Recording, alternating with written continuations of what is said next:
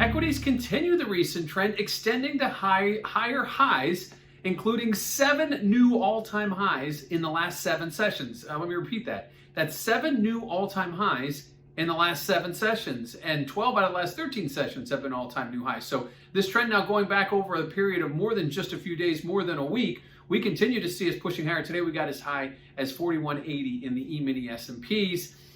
Clearly the market's not fearful of any kind of a correction.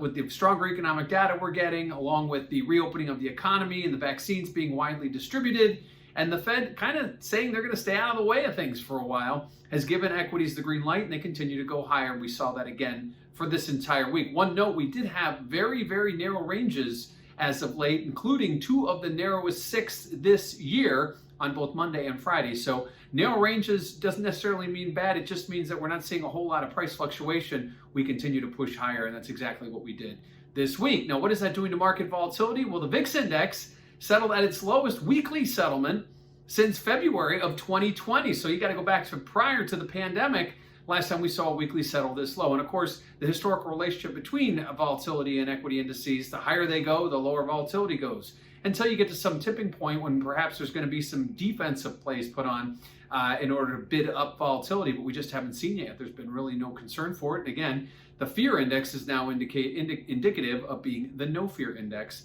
and that's what we're seeing right now. So higher indices, lower volatility. Lastly, what do we have next week? Well, next week's a quiet calendar economic week. Yes, we'll get the claims numbers, we'll get some housing data, but it's really going to be a focus on earnings. And earnings really tell you not so much that they're looking forward to what you're doing or what you've done, but more about what you're going to do. So it's looking at maybe forward guidance in tomorrow's numbers and tomorrow's trade. So that's sort of what we'll keep an eye on. Earnings so far have been very strong across the board, and of course with the economic data continuing to be strong and the reopening continuing, right now the sky's the limit for equities, obviously, until it's not. So another week, another new high weekly settle to end the week here in equities, as again, 7 consecutive sessions, 7 consecutive new all-time highs.